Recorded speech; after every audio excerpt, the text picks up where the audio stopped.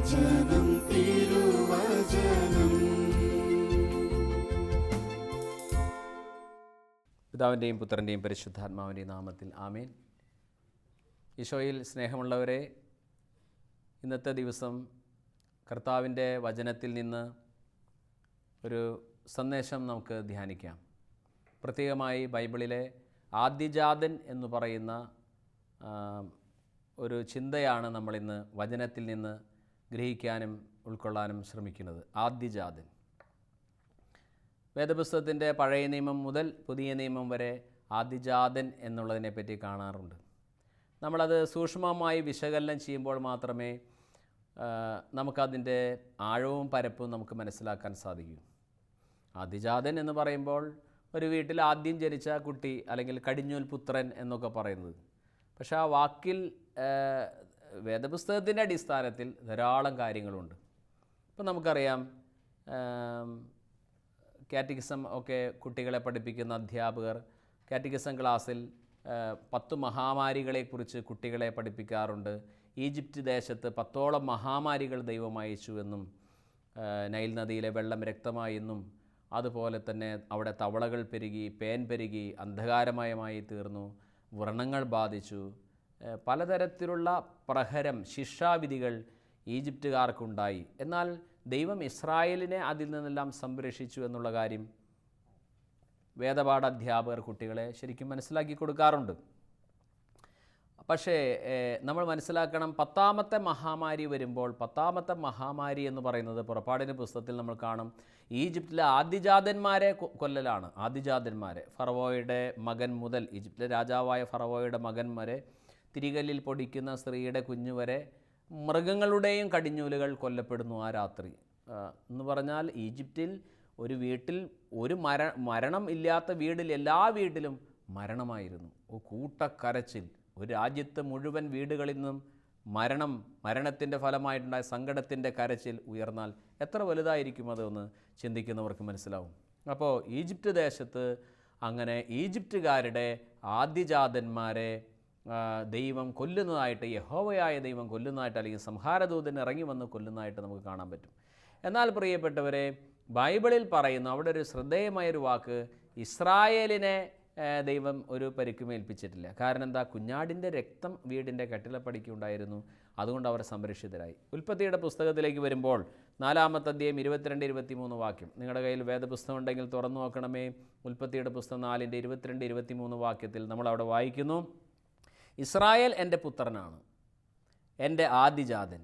ഞാൻ നിന്നോട് കൽപ്പിക്കുന്നു, എന്നെ ആരാധിക്കാൻ എൻ്റെ പുത്രനെ വിട്ടയക്കുക. നീ അവനെ വിട്ടയക്കുന്നില്ലെങ്കിൽ നിൻ്റെ ആദ്യജാതനെ ഞാൻ വധിക്കും. ശ്രദ്ധിക്കൂ.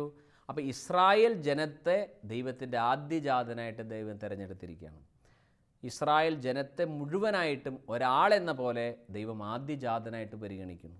ധാരാളം പേര് പറയാറുള്ള അല്ലെങ്കിൽ ഒരു സംശയമാണ്, എന്താ ഇസ്രായേൽ ജനത്തിന് ഇത്ര പ്രത്യേകത?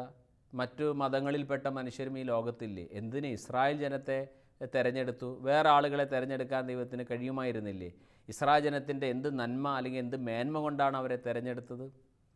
സത്യത്തിൽ ഇസ്രായേൽ ജനത്തിന് ഒരു നന്മയുള്ളത് കൊണ്ടോ മേന്മയുള്ളത് കൊണ്ടോ അല്ല ദൈവം അവരെ തിരഞ്ഞെടുത്തത്. പിന്നെന്താണ്?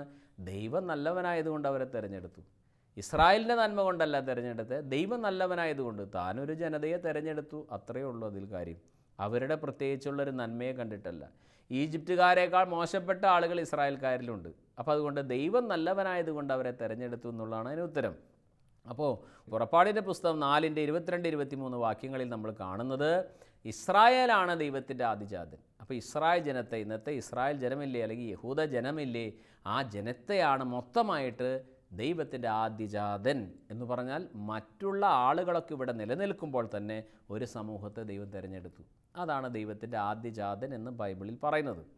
ഇനിയും തീർന്നില്ല, രണ്ടാമതായി ബൈബിളിൽ ആദ്യജാതൻ എന്ന് പറയുമ്പോൾ ഈ ഇസ്രായേൽക്കാരിൽ തന്നെ ഒരാൾ വിവാഹം കഴിച്ചു, അദ്ദേഹത്തിന് കുഞ്ഞുണ്ടായി. ആദ്യമുണ്ടായ കുഞ്ഞിനെ ആദ്യജാതൻ എന്ന് പറയും. അപ്പോൾ ഇസ്രായേലിൽ ഒരാൾ വിവാഹം കഴിച്ചു, അവർക്കുണ്ടാകുന്ന ആദ്യത്തെ കുഞ്ഞിനെ ആദ്യജാതൻ എന്നാണ് പറയുക. നമുക്കതിന് നല്ലൊരു ഉദാഹരണമാണ് ഉൽപ്പത്തി 25 പറയുന്ന അബ്രാഹത്തിൻ്റെ മകൻ ഇസാക്ക് വിവാഹം കഴിച്ചിട്ട് റെബേക്കാക്ക് 2 കുട്ടികളുണ്ടായി. ഏസാവും യാക്കോവും ഇരട്ടയായിരുന്നവർ. റെബേക്കായുടെ ഉദരത്തിൽ 2 കുട്ടികൾ. അപ്പോൾ അവൾ പ്രാർത്ഥിച്ചു. ഈ കുട്ടികൾ, ഈ 2 കുട്ടികൾ ട്വിൻസായിരുന്നു, അവർക്ക് സ്ത്രീക്ക് ആകെ അസ്വസ്ഥത ഉണ്ടായപ്പോൾ ആ സഹോദരി പ്രാർത്ഥിച്ചു. അപ്പോൾ റബേക്ക പ്രാർത്ഥിച്ചപ്പോൾ കർത്താവ് പറഞ്ഞു, 2 വംശങ്ങളാണ് നിൻ്റെ ഉള്ളിൽ കിടക്കുന്നത്. ഇന്നാണെങ്കിൽ സ്കാൻ ചെയ്ത് നോക്കണം അല്ലേ. എന്നാൽ അന്ന് അവൾ പ്രാർത്ഥിച്ചപ്പോൾ കർത്താവ് പറഞ്ഞു, 2 കുഞ്ഞുങ്ങളാണ് നിൻ്റെ ഉള്ളിൽ, പിന്നെ ഇളയവനാണ് മിടുക്കനായിട്ട് മാറുക എന്ന് അവളെ അറിയിച്ചു. അങ്ങനെ മൂത്തവൻ ഉദരത്തിൽ നിന്ന് പുറത്തു വന്നു. അവൻ ഏസാവായിരുന്നു. ഏസാവ്, ഏദോം എന്ന വാക്ക് പിന്നീട് ഏസാവിന് വരുന്നുണ്ട്, അല്ലെങ്കിൽ ആ വംശം ഏദോമ്യർ എന്നായിട്ട് തീരുന്നതായിട്ട് നമുക്ക് ബൈബിളിൽ കാണാം. എന്നാൽ ഏസാവിന് ഒരു സഹോദരൻ, അതായത് ഇളയവൻ തൊട്ടടുത്ത് തന്നെ വന്നു. ഏസാവിൻ്റെ കുതികാലിൽ പിടിച്ച് യാക്കോബാണ് പുറത്തു വന്നത്. അങ്ങനെ 2 മക്കൾ, ഏസാവും യാക്കോബും. അപ്പോൾ അതിൽ ഏസാവാണ് കടിഞ്ഞൂൽ പുത്രൻ, അല്ലെങ്കിൽ ആദ്യജാതൻ എന്ന് പറയുന്നത് ഏസാവാണ്.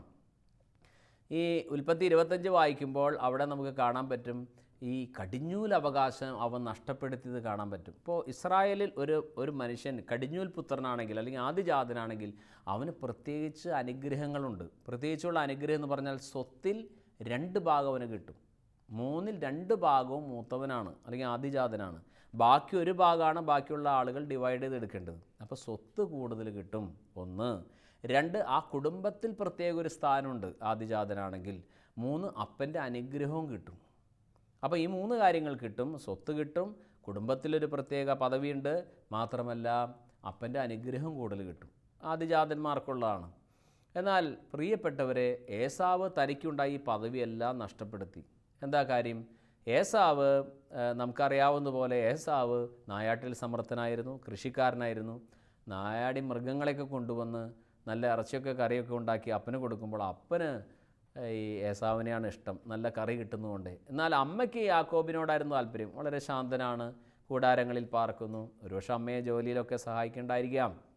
ഏതായാലും റബേക്ക അമ്മയ്ക്ക് ഇളയ മോനോടാണ് താല്പര്യം. പക്ഷേ കാലങ്ങൾ കടന്നുപോയി. ഒരു ദിവസം ഏസാവ് വിശന്ന് വലഞ്ഞ് ഇതൊന്നും ഒരു മൃഗത്തെ പോലും കിട്ടാതെ വന്നപ്പോൾ യാക്കോബ് നല്ല പായസം ഉണ്ടാക്കുന്നു. നല്ല പയറ് പായസം എന്നാണ് എഴുതി വെച്ചിരിക്കുന്നത്. നല്ല പയറ് കൊണ്ട് പായസമൊക്കെ ഉണ്ടാക്കി അതിൻ്റെ മണം ഇങ്ങോട്ട് അടിച്ചപ്പോൾ ഇതാ ഏസാവ് പറഞ്ഞു, എടാ കുറച്ച് പായസം എനിക്ക് തരാൻ പറഞ്ഞു. പക്ഷേ യാക്കോബ് പറഞ്ഞു, പായസം തരാം. പക്ഷേ യാക്കോബ് എന്ന വാക്കിൻ്റെ അർത്ഥം ചതിയൻ, ഉപായി, സ്ഥാനം കൈക്കലാക്കുന്നവൻ എന്നൊക്കെയാണ്. അവൻ അമ്മയുടെ വയറ്റിൽ നിന്ന് വന്നപ്പോൾ തന്നെ ഏസാവിൻ്റെ കുതികാലിൽ പിടിച്ചു എന്നാണ്. അമ്മയുടെ വയറ്റിൽ വെച്ച് തന്നെ കാല് വാരാൻ തുടങ്ങിയതാണ്. അവൻ ഇപ്പോൾ വിശന്ന് വലഞ്ഞു വരുന്ന ചേട്ടനോട് പറഞ്ഞു, പായസമൊക്കെ തരാം, പക്ഷെ ഒരു കണ്ടീഷൻ. എന്താണ്? നിൻ്റെ കടിഞ്ഞൂൽ പുത്രസ്ഥാനം എനിക്ക് തരണം. നിൻ്റെ അവകാശമില്ലേ, സ്വത്തിൽ 3ൽ 2 ഭാഗം നിനക്കല്ലേ, ആ അവകാശം എനിക്ക് തരണം. നിൻ്റെ അപ്പൻ്റെ അനുഗ്രഹം എനിക്ക് തരണം. പിന്നെ കുടുംബത്തിൽ നിനക്ക് വലിയ സ്ഥാനമില്ലേ, അതൊക്കെ എനിക്ക് തരണം. എന്നാൽ പായസം തരാം, കടിഞ്ഞൂൽ അവകാശം നീ എടുത്തോ, പക്ഷേ പായസം എനിക്ക് തരാൻ പറഞ്ഞു ഏസാവ്. അങ്ങനെ നല്ല ചൂട് പായസം കൊടുത്ത് കടിഞ്ഞൂൽ അവകാശം നിസാരമായി കരുതി യാക്കോബ്. എത്ര സങ്കടകരമായ കാഴ്ച! ഇതാണ് ഇന്ന് പലർക്കും പറ്റുന്നത്. ധാരാളം പായസക്കോപ്പകളുണ്ട്, മധുരമുള്ള പായസക്കോപ്പകൾ വിശ്വാസിയുടെ നേരെ ചെകുത്താൻ വച്ച് നീട്ടുന്നു. പക്ഷേ വിശ്വാസത്തിൽ ഉറയ്ക്കാത്തവർ, ദൈവത്തെ സ്നേഹിക്കാത്തവർ ഈ പായസക്കോപ്പകളിൽ വീണു പോകാറാണ് പതിവ്. ഏസാവ് ആ പായസക്കോപ്പയിൽ വീണുപോയി. യാക്കോബിൽ നിന്ന് ആർത്തിയോടെ പായസം വാങ്ങിക്കുടിച്ചു. കടിഞ്ഞൂൽ പുത്രസ്ഥാനം നഷ്ടമാക്കി. പുതിയ നിയമത്തിൽ ഹെബ്രായ ലേഖനം 12-ാമത്തെ അധ്യായത്തിൻ്റെ 16 മുതലുള്ള വാക്യങ്ങൾ വായിക്കുമ്പോൾ നമുക്ക് കാണാൻ പറ്റും, ഒരു നേരത്തെ ഭക്ഷണത്തിന് വേണ്ടി കടിഞ്ഞൂൽ പുത്രസ്ഥാനം വിറ്റ ഏസാവിനെ പോലെ ആരും അസാന്മാറിയോ അധാർമികനോ ആകരുത്. അവൻ കണ്ണീരോടെ അത് വീണ്ടും ആഗ്രഹിച്ചെങ്കിലും അവൻ അനുദപിക്കാൻ അവസരം കിട്ടില്ല. കണ്ണീരോടെ ആഗ്രഹിച്ചു.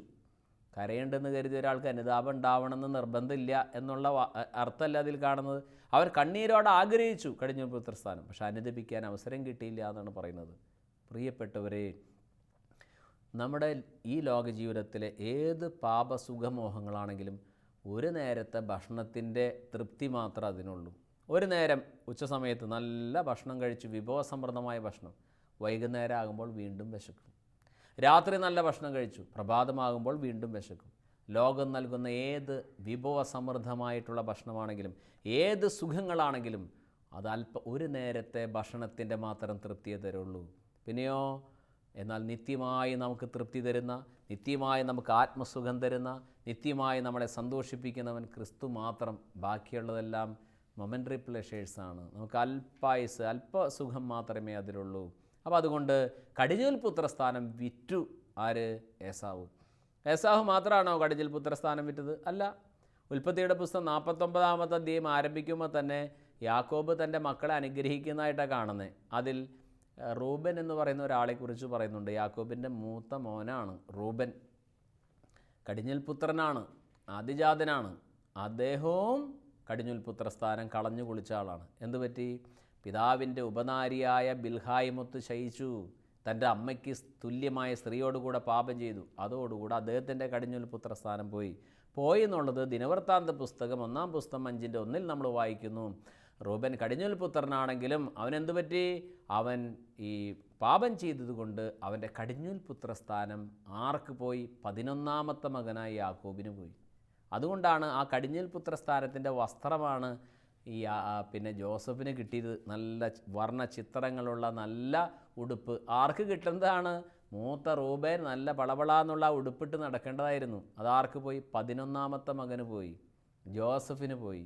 പ്രിയപ്പെട്ടവരെ, കടിഞ്ഞൂൽ പുത്രസ്ഥാനം നഷ്ടപ്പെടുത്താം. മൂത്ത മകനായതുകൊണ്ട് കാര്യമില്ല, നേരിൻ്റെ വഴിയെ ജീവിക്കണം.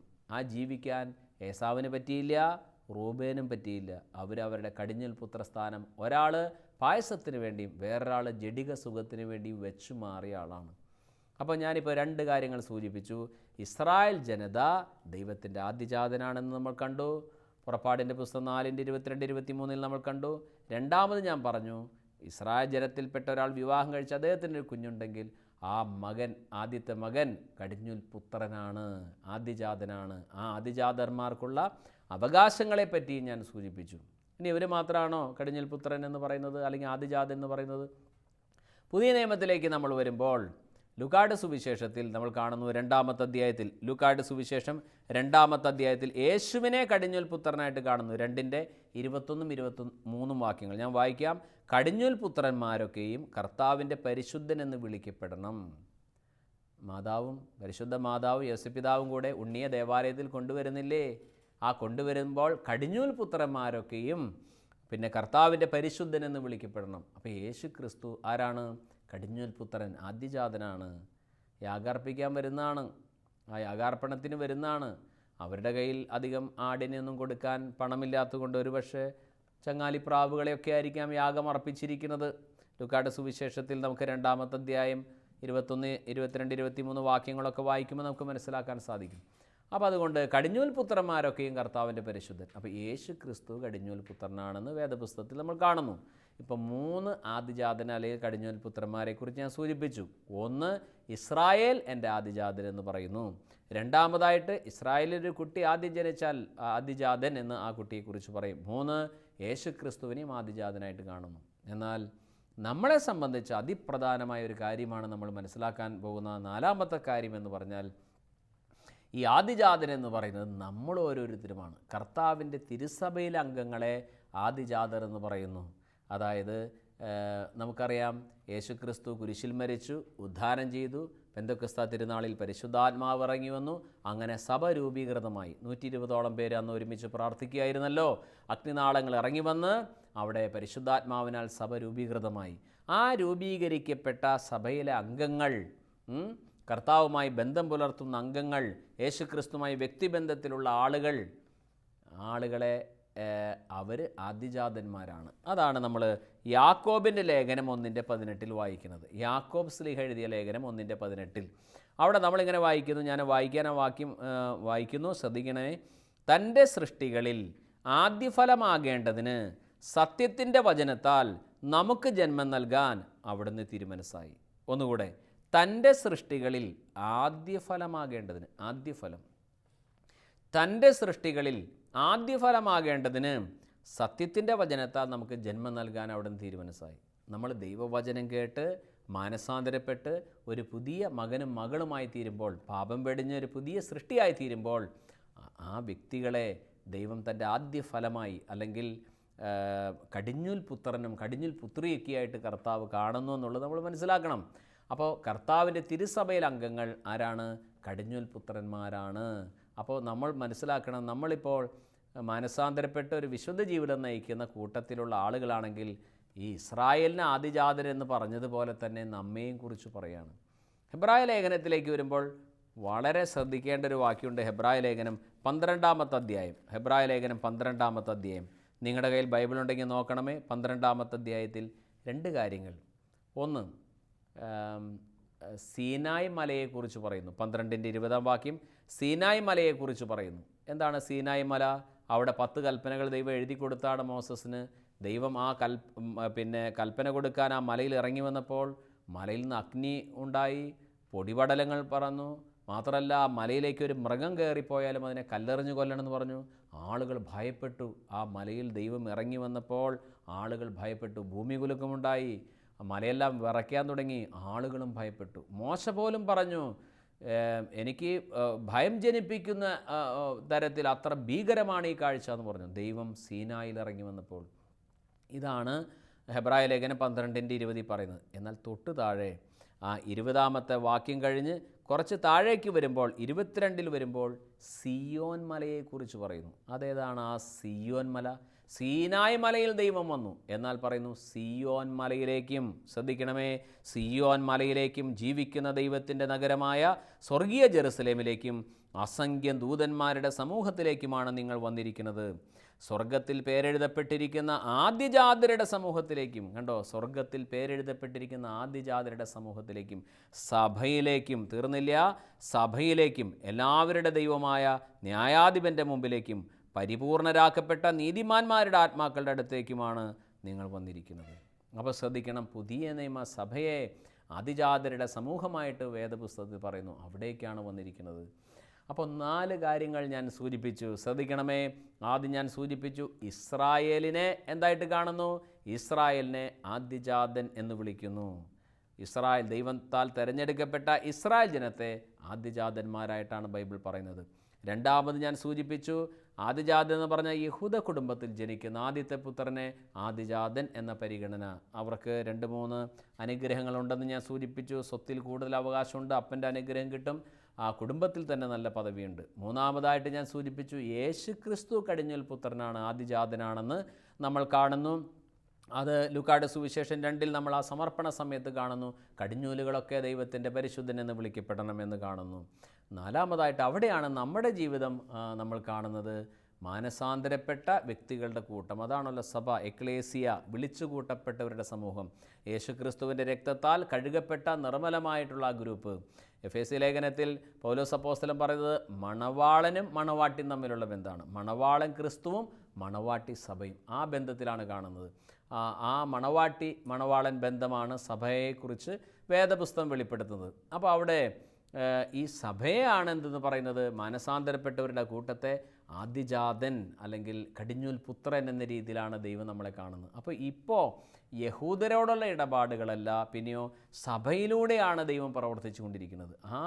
ആ കർത്താവിൻ്റെ രക്തത്താൽ വീണ്ടെടുക്കപ്പെട്ട സഭയിലെ ഒരംഗമായി എനിക്കും നിങ്ങൾക്കും ശരിയായിട്ട് മാറാൻ കഴിഞ്ഞിട്ടുണ്ടെങ്കിൽ അത് വലിയൊരു അനുഗ്രഹമാണ്. അപ്പോൾ അതുകൊണ്ട് ഈ ആദിജാതനും ചില ഉത്തരവാദിത്തങ്ങളുണ്ട്, അല്ലെങ്കിൽ നമ്മളെ സംബന്ധിച്ചും ചില കാര്യങ്ങൾ നമ്മൾ ശ്രദ്ധിക്കണം. എന്താണ്? ഈ കളങ്കം, ചുളിവ് ഇത് സംഭവിക്കാതിരിക്കാനുള്ളൊരു ശ്രദ്ധ നമുക്ക് വേണം. കറയോ കളങ്കമോ ചുളിവോ ഇല്ലാതിരിക്കണം. നമ്മുടെ അന്ത്യത്തോളം, അവസാന ശ്വാസം വരെ നമ്മുടെ ജീവിതത്തിൽ കളങ്കം, ചുളിവ് നമ്മുടെ ആത്മാവിനെ ബാധിക്കുന്നതാണതേ, നമ്മുടെ മനസ്സിനെ ബാധിക്കുന്നതാണതേ പാപം നമ്മളെ കറയും കളങ്കവും ചുളിവും ഉണ്ടാക്കും. അപ്പോൾ നമ്മൾ ചെളിയിൽ ഉരുണ്ട് വീണാൽ നമുക്ക് എഴുന്നേൽക്കാം, കഴിയെ വൃത്തിയാക്കാം. എന്നാൽ ഉരുകിയ ഒരു ടാറിൻ്റെ ടിന്നിൽ വീണാൽ നമുക്ക് കഴിയെ വൃത്തിയാക്കാൻ എളുപ്പമല്ല, നമുക്ക് നമ്മുടെ ജീവൻ തന്നെ നഷ്ടപ്പെടാൻ അത് തന്നെ മതിയാകും. അതുകൊണ്ട് പാപമെന്ന് പറയുന്നത് ഉരുകിയ ടാറിൻ്റെ ടിന്നിൽ വീഴുന്ന പോലെയാണ്. അതുകൊണ്ട് കർത്താവിനാൽ തിരഞ്ഞെടുക്കപ്പെട്ടവർ, ഈ ആദിജാതന്മാരുടെ സമൂഹത്തിലേക്ക് വന്നവർ, അവർ ശ്രദ്ധിക്കണം, വിജിലൻ്റായിരിക്കണം, ഇങ്ങനെയുള്ള പാപങ്ങളിൽ പെട്ടുപോകാൻ അനുവദിക്കരുത്. അങ്ങനെ അവസാനത്തോളം ദൈവത്തിൻ്റെ ചൈതന്യത്തിൽ തന്നെ ജീവിക്കാനും അവസാനം ആ സ്വർഗീയ സമൂഹത്തിൽ എത്തിച്ചേരുവാനും ദൈവം ഇടവരുത്തട്ടെ. ദൈവം അതിനായിട്ട് നമ്മളെ സഹായിക്കട്ടെ. നിത്യം പിതാവും പുത്രനും പരിശുദ്ധാത്മാവുമായ സർവേശ്വര എന്നേക്കും ആമേൻ.